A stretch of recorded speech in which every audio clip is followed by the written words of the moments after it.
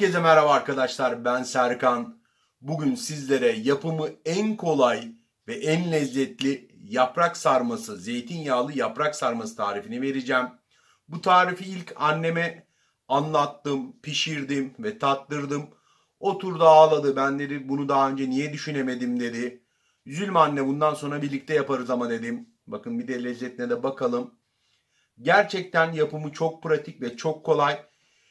Yemek yapmasını bilmeyenler dahi bu videoyu aşama aşama durdura giderek rahatlıkla evinde pişirebilecek.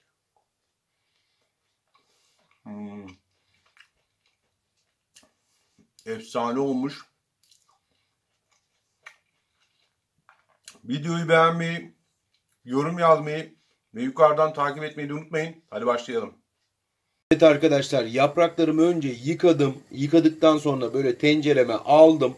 Şimdi tenceremde de birazcık yumuşadıktan sonra zaten de sararıyor. Çoğunuz da tabii ki bunu biliyorsunuzdur. Sarardıktan sonra da alacağım. Fazla da eritmeyelim zaten. Daha sonra da soğuk suyun içerisine koyuyorum. Limon ve biraz da tuz ekledim soğuk suyumun içerisine. Şöyle ayrı bir kapta. Şöyle alayım hem de.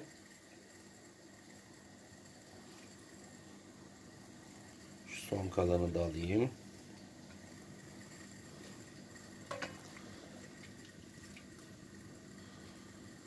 Evet. Şimdi böyle bir kaba soğuk suyun içerisine biraz tuz, biraz limon ekledim. Limon suyu ekledim. Soğuduktan sonra da arkadaşlar durulayıp tekrar hani yıkayıp böyle ayrı bir kaba aldım. Tabii ki bunları çoğunuz biliyorsunuzdur ama bilmeyenler veya yeni yapacak olanlar varsa onlara örnek olması için böyle aşama aşama gösteriyorum. Şimdi yine son kalan yapraklarımı da yıkadım. Tenceremin içerisine koyuyorum. Yumuşayıp rengi de biraz dönüşünce tekrar aynı işleme hepsine bu şekilde devam edeceğiz arkadaşlar. Arkadaşlar iç harcımı da hazırlayacağım. Şimdi birazcık sıvı yağ ilave ediyorum. Şimdi 2 adet soğanım ve sarımsaklarımı arkadaşlar blenderdan geçirdim. Rendeleyebilirsiniz. Şimdi bunu güzelce kavuracağız. Evet, şimdi soğan ve sarımsaklarım biraz kavurdum arkadaşlar. Şimdi 4 su bardağı pirincimi iyice yıkadım. Nişastasını da çıkardım. Pirincimi de ilave ediyorum.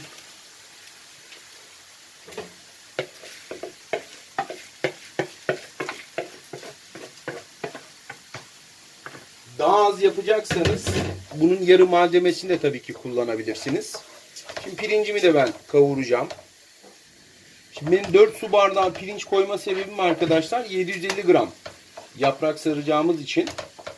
Eğer bunun yarısını yapacaksanız daha az da malzemeleri yarı yarıya da azaltabilirsiniz. Size kalmış.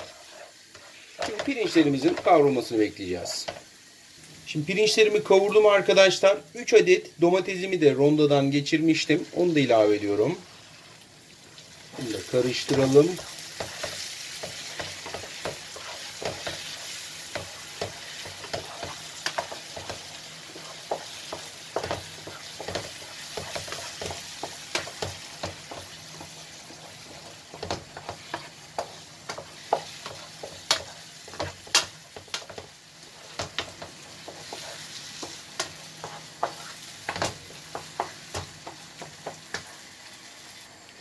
Şimdi eğer seviyorsanız kuş üzümü de ekleyebilirsiniz. Ben bir paket, yani bu 75 gram kuş üzümünü de ilave ediyorum içerisine.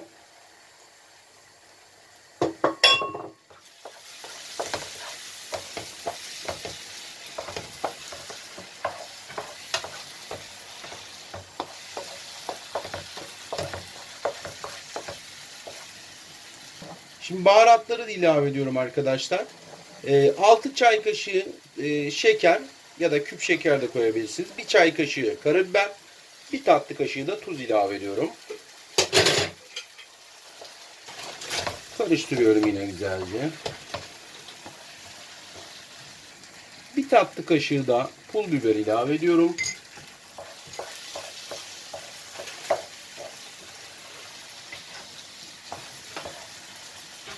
Şimdi karıştırdıktan sonra 3 tatlı kaşığı da nane ilave ediyorum. Baharat ölçülerini arkadaşlar siz kendiniz de yani sevmenize göre de karar verebilirsiniz. Daha hızlı ilave edebilirsiniz. Bunu belirteyim. Ya da o baharatı sevmiyorsanız eğer koymaya da bilirsiniz. Sonuçta bu bir damak tadı. Şimdi yarım limon suyunu da arkadaşlar ilave ediyorum. Evet.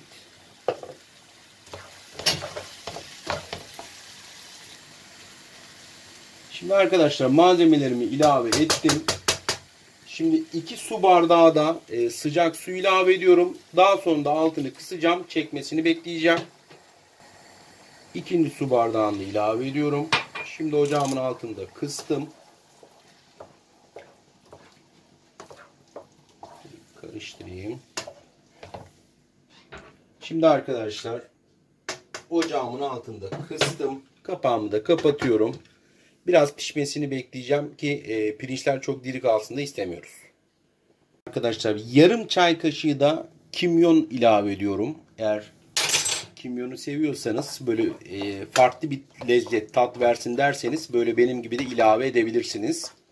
Son dokunuşum da bu olacak. Şöyle bir karıştırayım.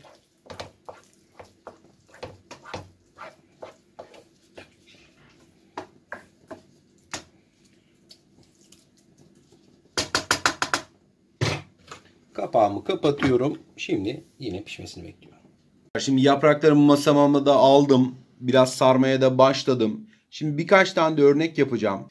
Tabii ki çoğunuz yani sarmayı biliyor. Ama böyle yemek yapmaya yeni başlayanlar varsa onlara da örnek olması için böyle bir iki tane de örnek yapacağım sadece. Yaprağımı gördüğünüz gibi açtım. Şimdi malzememi de koyuyorum. Bu şekilde. Bir başımızı bu şekilde. Birini de böyle. Birazcık tabii ki sıkı sarıyoruz. Şu şekilde. Şöyle yanlardan da kıvırıyorum. Bu şekilde arkadaşlar. İşte.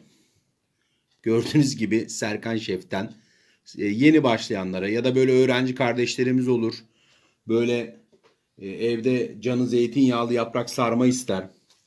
Ya da bayağı arkadaşlar, erkek arkadaşlarımızdan da erkek kardeşlerimizden de böyle evinde yalnız yaşıyordur.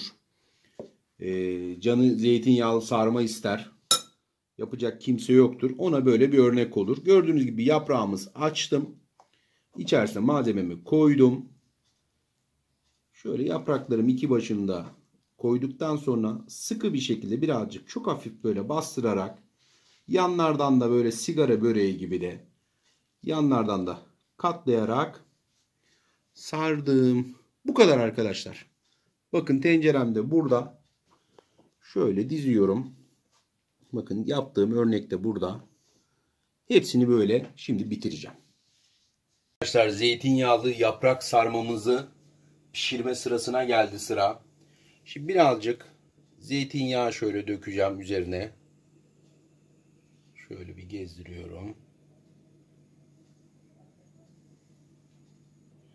Zeytinyağımı gezdirdikten sonra limon halkalarımı da arkadaşlar şöyle üzerine koyuyorum.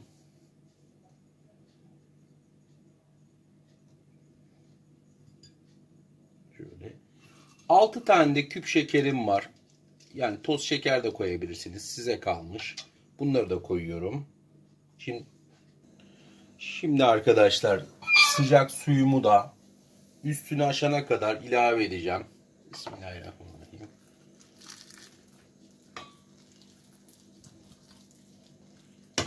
Ocağımın da altını kıstım. Kısık ateşte arkadaşlar. Pişmesini bekleyeceğim. Çatalla da zaten kontrol edeceğiz.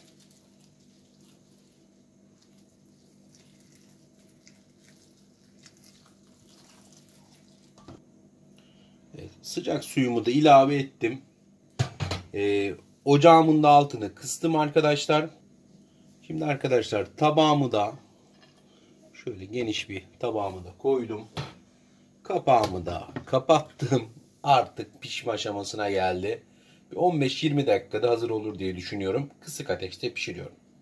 Arkadaşlar dolmamız artık pişti. Şöyle alalım. Kapağını. Ocağımı da kapattım. Şimdi aygazımın da tabii ki yerini değiştireceğim. Hani erimesin diye şu şekilde. Şimdi artık soğumasını bekleyeceğiz. Ondan sonra sunumunu yapacağız. Tabağı da üstünden alıyorum. Gördüğünüz gibi nefis de gözüküyor. Şimdi soğumunu bekleyeceğiz. Soğumasını bekleyip sunumunu yapacağız. Gördüğünüz gibi gayet pratik bir yöntemle evinizde zeytinyağlı sarma yapabilirsiniz. Videoyu beğenmeyi, yorum yazmayı, yukarıdan bizi takip etmeyi de lütfen unutmayın. Hepinize şimdiden de afiyet olsun. Görüşmek üzere.